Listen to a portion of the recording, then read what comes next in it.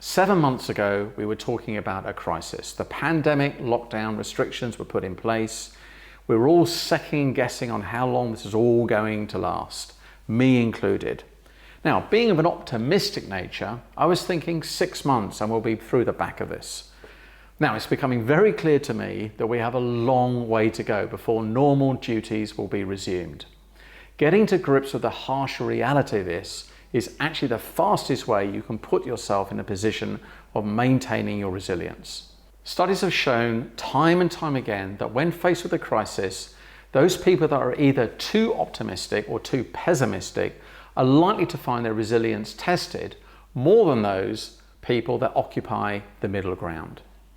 Now, I've learned from past experience that whilst it is in my nature to expect the best, I've also learned you have to balance this with preparing for the worst.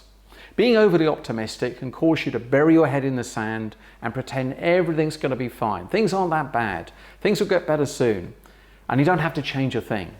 Now, whilst this might feel good in the short term, sadly, it leads to greater disappointment in the long term. With no adjustments being made for the environment or precautions taken, the optimists can find themselves ill-prepared to deal with the gravity of what lies ahead of them. The pessimist, on the other hand, can have such a gloomy outlook. They don't feel it's worth changing because they can't affect the change. There's a kind of no point trying attitude. Again, very little adjustments are made. Instead, they retreat and pull down the hatches.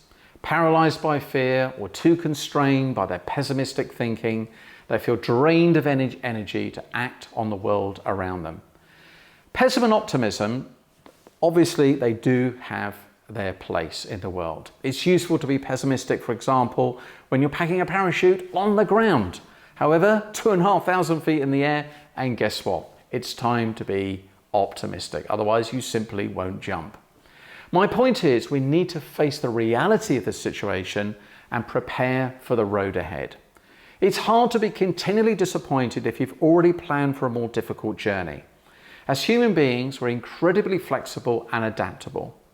Research from neuroscience on neuroplasticity shows very clearly how the brain adapts to its new environment, building new learning pathways to deal with the new conditions we are putting upon our survival. We should have great faith in ourselves and others, knowing if we make the right plans now and stick together, we can remain mentally healthy and deal with anything that is thrown our way.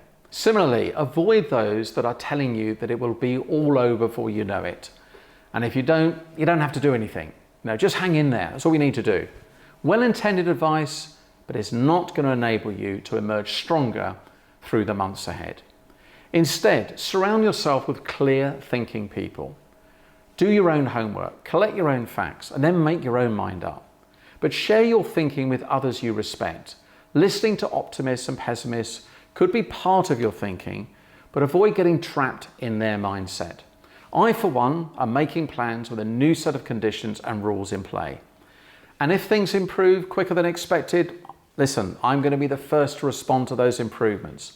But I at least want to be prepared if those improvements don't happen as soon as I would wish.